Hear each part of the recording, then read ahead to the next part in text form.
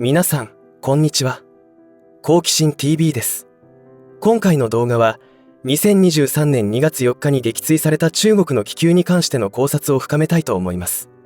私の肌感覚でこれは何か起きる前触れではないかという嫌な予感がしていまして、改めて考察する必要を感じたからです。食糧危機が起きる、起きないの議論はネット上でも盛んに繰り広げられていると思いますが、そのやり取り内容を見ていて非常にびっくりすることがあります。例えば、今まで大きな地震が起きると散々言ってきたのに全然起きなかったじゃないかというものです。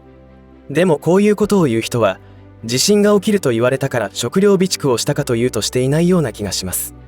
事実確認はもちろんできませんが、やることはやってから言っているわけではないかもしれません。あと他に目立ったのは、肥料が高騰したとしても買えないわけではないから日本に食料危機は起きないというものです。戦争が起きるということはどういうことか分かってない人なのかもしれません。もちろん私も戦争未経験者ですが、歴史から学ぶことはできます。今回視聴者の皆さんにお伝えしたい内容は、いよいよ戦争が起きるという可能性が極めて高くなったということです。このチャンネルをご覧になっている方はすでに食料備蓄の必要性を理解している方と思われますが、ご自身が目指す目標に向けてピッチを上げる必要があると思います。台湾有事とは言わず戦争と表現したのにも理由があり、この動画を最後まで見ることで私が集めた情報と考察によってどんなことが2023年に起こりうるのかを理解してもらえると思います。ぜひ最後までご覧いただき、皆さんでも考察してみてください。私の考察とは違う見解がありましたらぜひコメント欄にてシェアしてください。皆さんの行動にプラスになると思います。よろしくお願いいたします。このチャンネルでは自分や家族の身を守るためにできることや、日本人がこれ以上騙されることがないようにするための情報を発信しています。チャンネル登録がお済みでない方はぜひチャンネル登録をお願いします。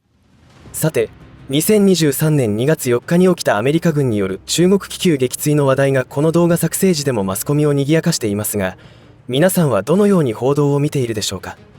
残骸から重要な部品を回収したこと、少なくとも4機の気球を撃ち落としたことなどが報道されています。ロシアまでもが気球を使用してウクライナの領空侵犯をしているということも起きています。今回この動画を作ろうと決めたのは、冒頭でも話した通りいよいよ戦争が起きると感じたからです。その根拠は、歴史は繰り返されるということで、今回の中国気球撃墜の事件と似たようなことが過去にも起きており、そしてそれは悪夢の始まりだったということがあったからです。人類は歴史から学ぶことなく同じ失敗を繰り返す生き物のようです。その事実と今世界中で起きていることによって何が起きるのかが予想できるということです。特に私に霊感があるわけでもなく、スピリチュアル的な能力があるわけでもありませんし、私の考察結果には必要ありません。過去にあったことというのは何かというと、それは1960年5月1日に起きた U2 撃墜事件です。U2 とは何かというとロッキード社製の偵察機で、アメリカがその U2 でソ連の領空侵犯をしてスパイ活動をしていたことが発見され、ソ連によって撃墜されたという事件です。1945年から1989年までの44年間続いていた米ソ冷戦中での事件であり、パリでの米ソ首脳会談が中止となってしまいました。すでに勘の良い方なら今起きている中国気球の話と似ていると思ったのではないでしょうか。当時撃墜された U2 に乗っていたパイロットは捕らえられソ連を偵察していたということを自白したことから、アメリカ側のスパイ行為が明るみに出てしまったのでした。ソ連側は定期的に高度2万5000メートルの成層圏飛行で領空侵犯してくる U2 に対し、ソ連防空軍は MiG-19 迎撃戦闘機などで幾度となく迎撃を行っていましたが、当時のソ連の戦闘機での迎撃は成層圏までの高度が足らず迎撃ができなかったといいます。そこで地対空ミサイルの開発を急ぎ進めて完成した S75 地対空ミサイルで迎撃に成功したという流れです。当初アメリカ合衆国連邦政府は、高高度での気象データ収集を行っていた民間機が与圧設備の故障で操縦不能に陥ったという嘘の声明を発表したものの、ソ連からパイロットであるパワーズの自白と生存という決定的証拠を突きつけられると態度を一変し、当時のアメリカ合衆国大統領のアイゼンハワーは、ソ連に先制・奇襲攻撃されないために偵察を行うのはアメリカの安全保障にとって当然のことだ。パールハーバーは二度とごめんだと発言し、スパイ飛行の事実を認めたという経緯もあります。今回の事件と全くと言っていいほど同じだと思いませんでしょうか。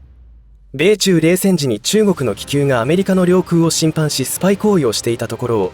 アメリカの F-22 戦闘機が空対空ミサイルで撃墜。中国政府は民間企業が気象調査をしていた時に故障が発生して制御不能になっていたと釈明していました。事件が起きたタイミングは米中外相会談直前でした。怖いくらい似ていますよね。そしてその U2 撃墜事件があった後が気になりますよね。この事件でさらに米ソ関係は悪化し、泥沼のベトナム戦争に突入していくことになりました。現在の世界情勢とそっくりだと思いませんでしょうか。少し話はそれますが、アメリカはソ連の領空侵犯をしてスパイ活動をしていた同じ行為を中国と北朝鮮にも行っていたことが分かっています。ある時からその行為は衛星による偵察に変わっていきました。今回の中国政府の釈明はU2 事件の時にアメリカがついた嘘と全く同じで少し笑えてしまいました。話を戻します。U2 撃墜事件の後にベトナム戦争が勃発したと言って良いと思います。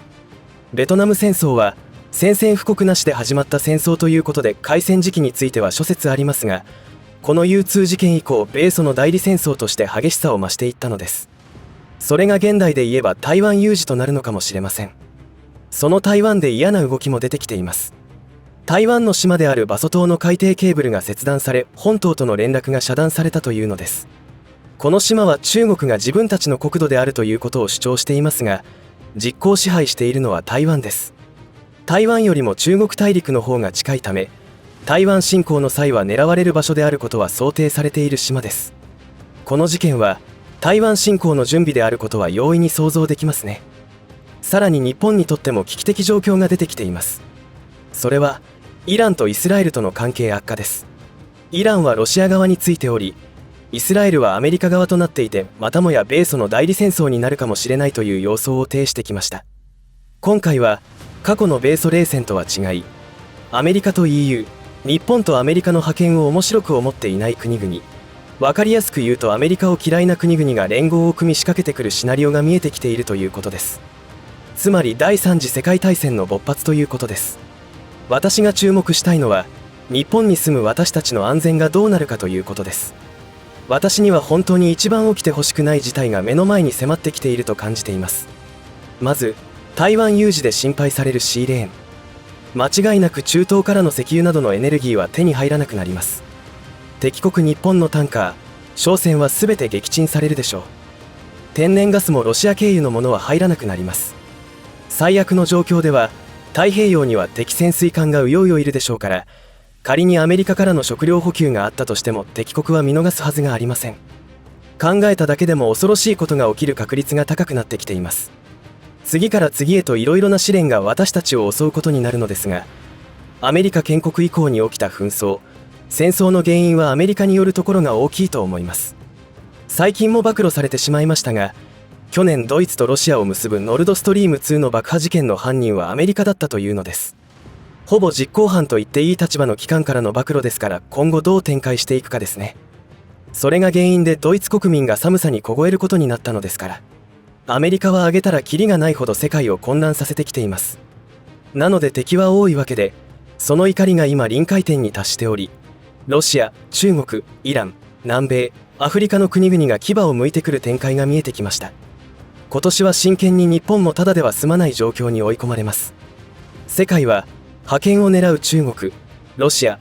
そしてグローバリストたちがいて、それぞれの野望をむき出しにして水面下で戦っています。その結果起きることは混乱です。私たち一般人はその時代の荒波に翻弄されることになるのですが、もう避けられない状況になっていると思います。それなら準備するしかないのではないでしょうか。中国が展開している超限戦という戦略はありとあらゆる手法で攻めてきます。その準備は日本においては十分整っています。前の動画でもお話ししましたが、サイレントインベーションという形で日本においての作戦は完遂しているのではないでしょうか。今回の中国の気球は気球艦隊の戦力であり、これは憶測ですが電磁パルス EMP 爆弾を使ってアメリカやアメリカの同盟国の通信システムや PC などの電子機器を破壊するということのためにあるのではないかとも言われています。そして度重なる領空侵犯はその国の対応の速さをデータとして取っているとも言われています。さらにこれも動画にしてありますが、中国は国防動員法というものを作成し、最近国防動員事務室を設置しています。それによって日本在住の中国人72万人を兵士にすることができます。普通の民間人を強制的に兵士にできる法律です。断れば本国にいる両親などの近親者がひどい目に遭うわけです。選択の余地はなくなるでしょう。そのシナリオが現実となる条件が揃ってきてしまいました。今起きていることは歴史的に見ても同じパターンであることが理解できます。いかがだったでしょうか。皆さんはどのように感じていますでしょうか。不安を煽るわけでもなく、歴史を振り返り、今起きていることを重ねてみただけです。これらのカードを見た時にとても楽観視はできません。食糧危機は起こらないとか、食料の輸入が止まるわけがないと言える根拠が見当たりません。かつて日本はアメリカの仕組んだシナリオで石油などのエネルギーを輸入できないようになりました。当時はアメリカ、ヨーロッパの国からの植民地支配の危機を迎えている最中のことです。もし日本に石油がなくなったらどうなったでしょうか。当時は原子力発電所もありません。そうなると日本を守る軍隊が機能しません。先人たちは座して死を待つより打って出ることを決断し、アジアの解放に向けて戦争を始めたのです。侵略戦争だったというのは大嘘であり、今もその嘘に踊らされている人もいますよね。今回の考察でいかに食糧危機を急がなければならないかが伝わりましたでしょうか。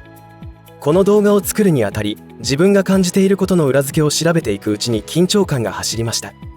2023年はとんでもない年になりそうです。イランとイスラエル、ロシアとウクライナ、中国と台湾、そしてトルコもアメリカに対して憤慨している状況です。日本は食料自給率を下げることを長年続けてきており、食料もない、エネルギーもない。そんな状態でどう戦うのか。それでも私たちは自分や家族を守るためにできる限りのことをするしかありません。今回の動画が皆さんの危機管理意識を上げる手助けになれればと思います。本当に戦争なんてやめてもらいたいですね。人類は本当に愚かだと改めて思いました。以上で今回の話は終わりとしますが、皆さんの応援が次の動画作成の力になりますので、いいねボタン、チャンネル登録、通知設定をオンにしていただけると嬉しいです。また、よろしかったらこの動画のシェアをお願いいたします。最後までご視聴ありがとうございました。好奇心 TV でした。